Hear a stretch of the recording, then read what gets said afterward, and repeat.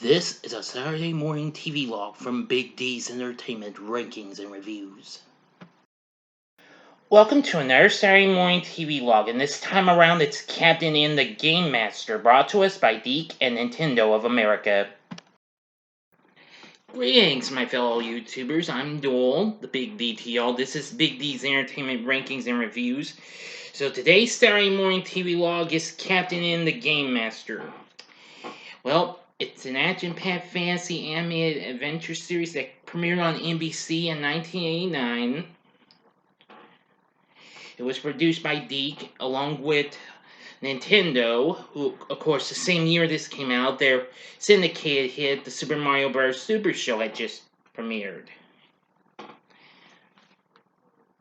Now, this is a show I grew up with, and I have fond memories of it, though it's been years since I last saw this show. Anyway, the title character first appeared in Nintendo Power magazine, created by Randy Studdard, who was a Nintendo staff member and magazine editor. He presented Nintendo with a formal proposal that included the character as a company spokes character, the origin and premise, and the Saturday morning cartoon as part of the entire marketing campaign. And the original concept involved Captain N, originally known as Captain Nintendo actually, as a Nintendo employee and the Mother Brain. Well, in a way that's, of course, the main antagonist of Metroid. As a piece of programming from a Nintendo game pack that was infused in an explosion with experimental organic ROMs that went rogue. Captain N had the power to temporarily give life to characters and items from Nintendo games. But anyway, the rest I'm just gonna let you decide. That's how the origins most of the origin story. But anyway, we enter Video Land. That's where we meet up with the acting ruler of this here land, Princess Lana, along with Kid Icarus going under that name instead of Pit, like in the actual game. Mega Man, unfortunately not in his actual blue bomber form like in the game, and Simon Belmont from Castlevania, who is kind of a little nut at times in ways. Well, her palace is under siege by Mother Brain, along with her colleagues, King Hippo from Punch-Out and the Eggplant Wizard from Kid Icarus. But however, something happens. The ultimate warp zone is opened, and we soon get to meet a teenager from California, Northridge, Los Angeles, that is, Kevin Keene. He's playing Punch-Out on his Nintendo along with his dog Duke are watching, but soon something happens, and it gets sucked into to the TV, and Duke follows, and thus we have Captain N the Game Master. Anyway, once in Video Land, Kevin's armed with a zapper and a belt buckle shaped like an actual NES controller. And it can even act like an actual NES controller. Just push the button and zappo. He can even pause things even. You better believe it. Anyway. But each week, Captain N and his allies defend Video Land from not just Mother Brain, but lots of other characters. There'd be other characters appearing from games such as Legend of Zelda, which of course also had already had a cartoon on the Super Mario Bros. Super Show Friday episodes. There was also characters such as Count Dracula from Castlevania and Dr. Light from Mega Man as well, and of course his rival, Dr. Wily, who is a supporting character. There's even a villain of the week featured in some episodes from particular video games, such as Malkill of the Wizards and Warriors franchise. Anyway,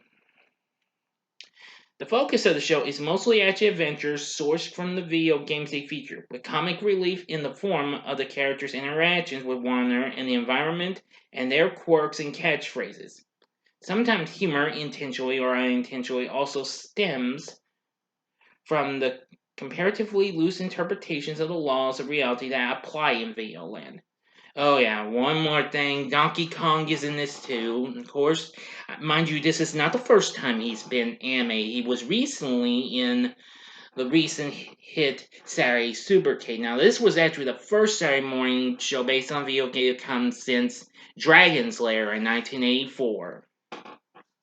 If you could consider that video game, because it was a combination movie and video game. But anyway, it would be more 100% of a video game type show since Saturday Supercade. But well, you get the point. But anyway, you get to see well, games from lots of other worlds of video games, such as the underrated Konami title The Adventures of Bayou Billy to the ever popular arcade game known as Burger Time, and Dragon Warrior as well. Of course, it's better known to people outside the internationally as Dragon Quest, and that's actually what's now referred to this day. Even the underrated action RPG Fax and Ado, plus a lot of other games. Anyway, it was really something.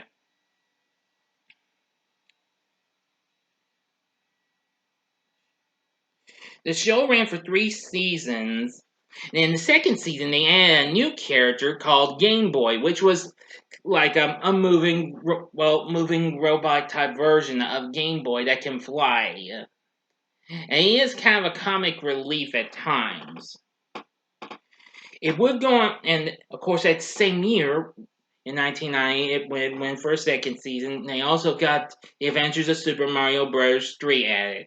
The next year, it would go have a few more episodes, but unfortunately, a few episodes would be edited down versions of earlier episodes to be teamed with Super Mario World. After October 26, this show was no more. However, it would go on to be shown in syndication later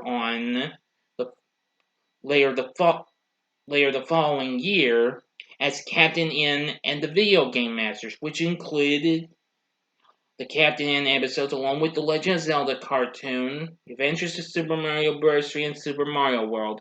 Unfortunately, they did not include the Super Mario Bros. Cartoon from the Super Mario Bros. Super Show, which would later get shown in syndication along with reruns of the short-lived Super Mario World tune in Mario All-Stars.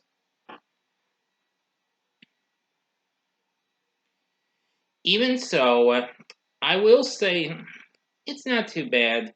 But later on, the Zelda episodes were cut for time as well when it was shown, and 2 episodes were shown in each half-hour block.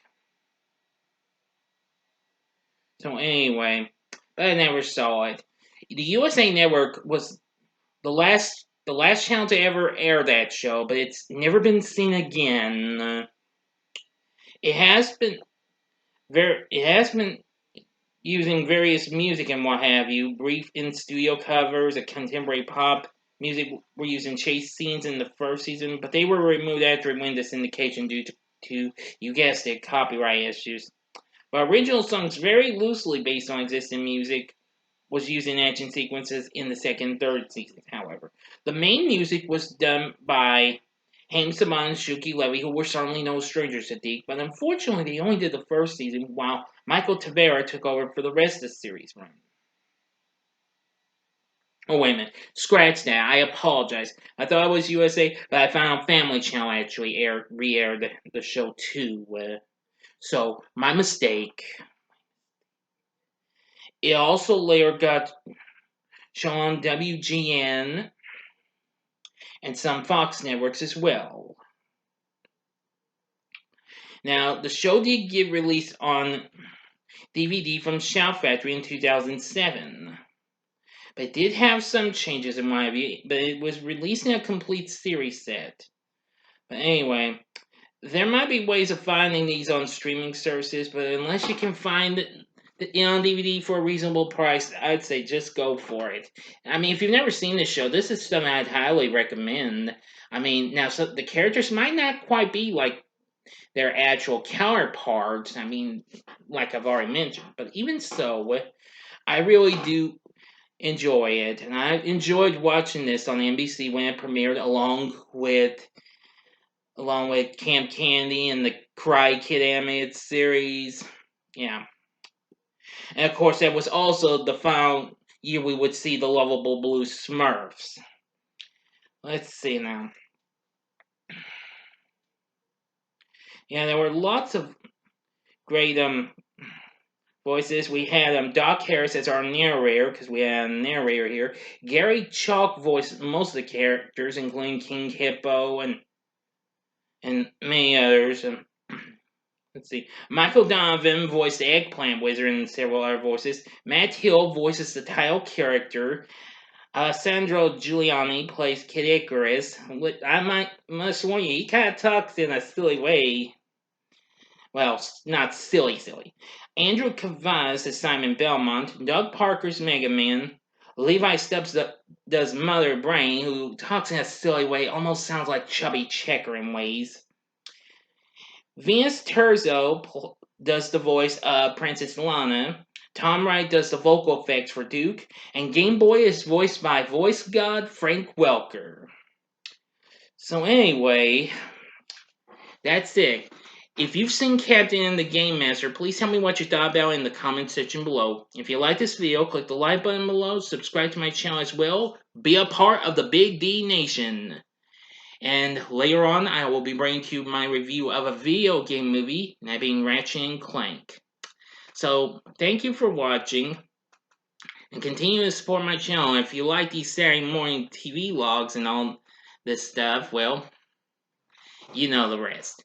Anyway, thanks for watching. Go to the upper left-hand corner for, well, now, I'm just going to be nice and just include just two in the upper left-hand and bottom right-hand corners. The upper left-hand corner is my Saturday morning TV log of Arc 2 that I did a couple of weeks back, or go to the bottom left-hand corner for last week's Saturday morning TV log of Benji, Zax, and the Alien Prince. I just did it differently. Click the button here in the bottom right-hand corner to subscribe if you like rankings and reviews on movies, TV, music, video games, etc. and these Saturday morning TV logs. Then I'm your guy. And next week's Saturday morning TV log is